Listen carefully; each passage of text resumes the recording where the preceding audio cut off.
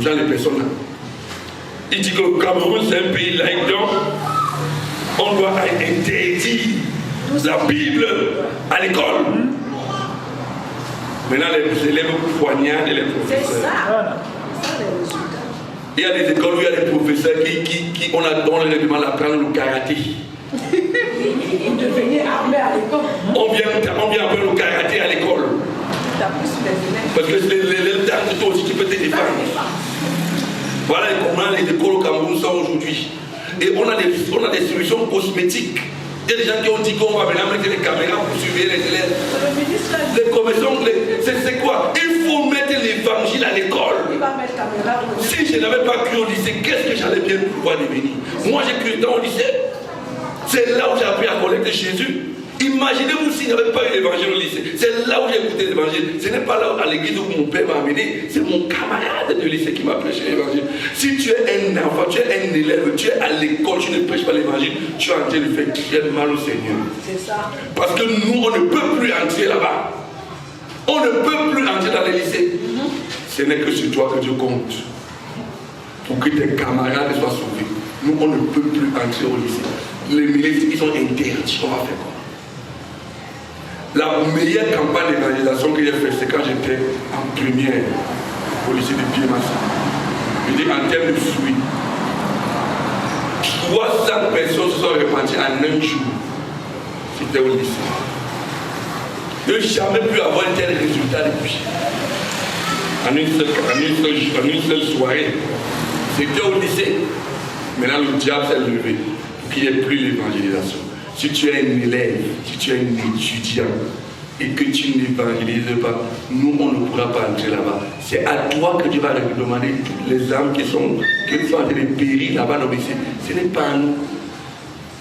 Quand tu es un lycéen, c'est une occasion d'évangéliser. Qu'est-ce que tu sais faire? Tu sais jouer au football, le terrain de football, c'est ton terrain de football. Mais si tu es mouillé, ne va pas évangéliser avec le football. Parce que si tu es mouillé, tu vas dire quoi à un il va te dire quand tu es d'abord mouillé, c'est pour ça que tu parles de Dieu. Si tu es mouillé, laisse le foot là où tu es bon. Si tu sais dessiner, utilise le dessin pour l'évangélisation. Si tu sais, qu'est-ce que tu sais faire? Tu sais préparer même la cuisine. Vous savez comment on peut utiliser la cuisine pour l'évangélisation? Les gens qui ne savent pas. Je vous donne un témoignage. Quand nous étions à l'université, on avait une nouvelle convertie. Ça va, l'université, les étudiants ont toujours faim. Toujours faim, les étudiants. Donc, quand tu amènes un plat de nourriture à un étudiant, il va t'écouter. Oui. Il va t'écouter. La sœur avait un problème avec un mondain là qui venait l'embrouiller dans sa chambre. Elle ne voulait plus écouter les chrétiens. Si elle venait lui parler comme ça, elle ne pouvait pas écouter. Je suis rentré, j'ai préparé la nourriture. Heureusement, il s'est préparé. Pas comme les frères d'aujourd'hui là. Hein? Vous savez pourquoi Esaü a perdu sa bénédiction? C'est parce qu'il ne savait pas préparer. Esaü a perdu sa bénédiction seulement parce qu'il ne savait pas préparer. S'il savait préparer, il allait préparer la nourriture à son père et il donnait à son père, c'est terminé, c'est lui qui prenait la bénédiction. Mais comme il ne savait pas préparer, il savait seulement chasser et tout, il cherchait les femmes. Il est en train de chasser, à chercher encore maintenant une femme. Sa mère savait préparer, elle a directement préparé, là, c'est terminé. Hein? Comme Esaü ne savait pas préparer, il a perdu. J'ai préparé la nourriture, je me rappelle plus ce que c'était. Je suis allé lui dire que je vais t'offrir un repas et tout et tout. Waouh! C'est comme ça qu'elle est revenue au Seigneur en mangeant mon repas. Pendant qu'elle mangeait, elle lui disait que oh, Jésus t'aime, et que c'est vrai, il m'aime vraiment. Je reviens au Seigneur, je reviens. C'est bon. La foi est bien. C'est comme ça que la foi est. On ne prêche pas l'évangile n'importe comment que tu viens. Oh Jésus, moi encore pour toi, répands-toi, le péché, l'enfer. Il ne comprend rien dans tout ce que tu dis là.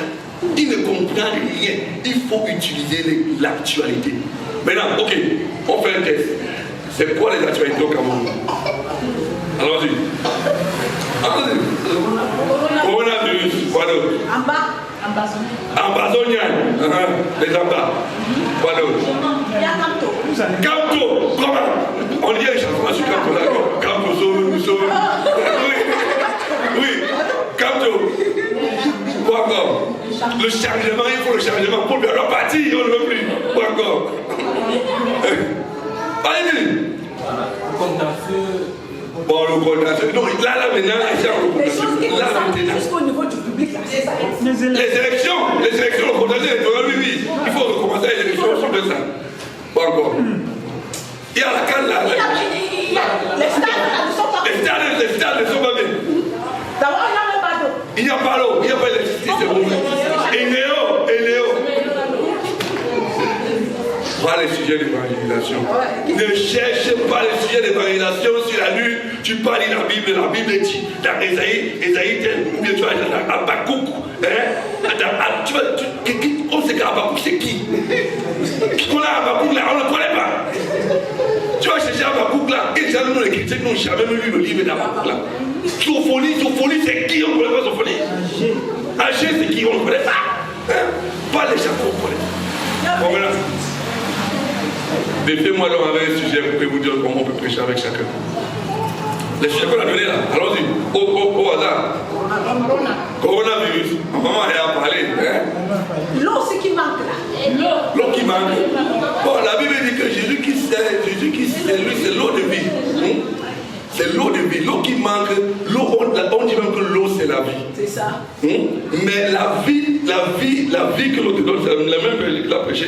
La vie que l'on te donne là, si on te donne même l'eau à la maison là, tu dois encore filtrer l'eau là. C'est ça. Pour être sûr que ça ne te pourrisse pas les intestins.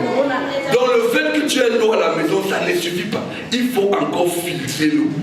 La meilleure chose, la meilleure sécurité, c'est de boire l'eau de la vie éternelle. C'est ça. Et si tu connais l'eau de la vie éternelle, quand tu dis ça, en fait là, ça devient intéressant ton histoire de l'eau de la vie éternelle là. La Bible dit que quand Jésus-Christ, on a percé Jésus-Christ, qu'est-ce qui est sorti de lui? Il y avait l'eau qui est sortie de lui. Tu sais que l'eau est sortie de Jésus-Christ, c'est pour déverser dans ta vie. De sorte que ta vie soit inondée de sa présence. Et si ta vie est arrosée de la présence de Dieu, est-ce que tu veux que Jésus arrose la présence de sa présence maintenant? Tu vois que l'évangile devient un peu plus intéressant. Quoi encore? On a parlé de l'eau. Quoi d'autre? La lumière. Camto. Ah, mais comment? On y a la chanson de Camto. Camto, sauve-nous. C'est des histoires. Camto est un pécheur. Paul Biya aussi est un pécheur. Ils ne sont pas parfaits. Tous les hommes qui sont les grands hommes politiques, ce sont des pécheurs. Ils ne peuvent sauver personne. Ils ne peuvent sauver personne. La Bible dit, maudit soit celui qui met sa confiance en Camto. Maudit soit celui qui met sa confiance en Paul Biya. Ce sont les hommes non. Si tu mets ta confiance à ces hommes, tu seras déçu. Regarde dans ta famille, tous les gens sur qui tu comptais, ils t'ont aidé. Non. Tu crois que quand tu as la main de ta famille, c'est lui qui va t'aider. Alors que dans ta famille, même les gens que tu connais ne t'ont jamais aidé. Comment tu peux te mettre pour penser que c'est quand tu dois te sauver, laisse Jésus-Christ faire son travail. Jésus-Christ peut mieux te sauver que n'importe qui. Amen. N'importe qui. Maintenant, quand tu y es chanteur, toi tu chantes que quand vous sauvez nous, il y a un autre chanteur qui a chanté que de toute façon, tu es à Écougé là-bas, ta vie donne là-bas. Moi je suis ici à Yaoundé, ma vie donne aussi ici. Tu es en France, ta vie donne là-bas. Moi je suis ici en Gomakoubi, ma vie donne aussi. Il n'y a pas le malheur, c'est le malheur. Même si quand tu fais quoi, tu peux toujours être dans le malheur. Il y a les blancs qui se suicident alors que le pays est développé. Le suicide, ce n'est pas en Afrique, c'est là-bas chez les blancs. Il y a plus de suicides là-bas qu'ici. Donc tu peux croire que tu es sauvé, mais c'est une illusion. L'illusion du salut que les politiciens vendent là, ils n'ont jamais réussi à régler le problème de l'homme. Les suicides sont plus en Europe. La France, c'est le plus grand pays de suicides juvéniles. Dès qu'un gars tombe sur sa petite copine comme ça, là, suicide. Elle prend les comprimés, elle fait comment?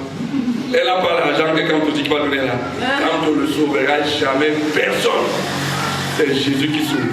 Est-ce que tu veux que Jésus, lui, te sauve d'abord pour que tu supportes mieux le poids de la vie? Même si tu as les problèmes dans ton cœur, même si tu as les problèmes dans ta famille, même si tu as les problèmes sociaux, au moins tu as le salut. Tu es mieux que celui qui est d'un pays développé. Quoi d'autre? Quoi d'autre? On a déjà parlé de nous. Non, pardon, la lumière du monde. Ah, la lumière, oui. Oh, là. Voilà, vous savez, il y a ce mec là qui a chanté, qui a eu son titre sur les néos. Vraiment, Enéo, c'est vrai qu'il est un. Au Grand Barak, il a eu un succès à cause de l'Enéo. Si aujourd'hui on lui demande encore de critiquer Enéo, il va dire non. C'est grâce à Enéo là que je suis devenu ce que je suis devenu. C'est grâce à un faux truc, c'est grâce à ce problème. Maintenant, est-ce qu'il a la lumière chez lui? Il n'a toujours pas de lumière. Grâce à un truc comme ça, maintenant comme il marche bien, Enéo n'est plus un problème pour lui. Toi qui plains Enéo là, ce n'est pas Enéo ton problème. Ton problème c'est que tu es pauvre. Si tu avais l'argent, tu allais prendre le groupe électrogène, tu allais mettre Enéo, ça allait être terminé pour toi. Tu allais être comme le Grand Barak. Ton problème c'est pas que tu n'as pas la lumière, c'est que tu n'es pas éclairé. Mais est-ce que tu sais que Jésus-Christ, lui, il peut t'éclairer? Il est la lumière. Il va donc mettre la lumière dans ton cœur. Pour que même s'il n'y a pas Enéo, au moins tu es éclairé. Amen. Et encore quoi? On va prendre un truc. Les Ambazoniens. Les Ambas. Lorsque les gens ont commencé avec cette histoire d'Ambazonia, moi quand j'écoutais Ambazonia, je trouvais que le nom là c'est un nom qui sonne un peu, je trouvais que c'était un peu laid comme nom. Comment les gens peuvent avoir un nom un peu, Cameroun c'est plus beau, c'est la consonance c'est plus beau Cameroun, tu dis qui Cameroun peut devenir Ambazonia, le nom même d'abord est un peu bizarre. Toutes les personnes qui se lèvent pour entraîner les gens dans un courant, ils auront toujours les gens qui vont les suivre. Ça c'est clair. Qu'ils aient raison, qu'ils soient gentils, qu'ils soient méchants. Mon problème n'est pas que les Ambazoniens aient raison ou pas, mais c'est une réalité. Ceux qui croient au mouvement d'Ambazonia, c'est parce qu'ils ont suivi un leader qui avait une vision. Et ils ont cru à la bonne vision de ce leader-là, même si c'est n'importe quoi. Même si le nom sonne mal, comme le visionnaire est charismatique, il y aura les gens qui vont le suivre. Mais quel que soit le visionnaire que tu suis, ce visionnaire-là n'est pas Jésus. Il n'est pas le chemin.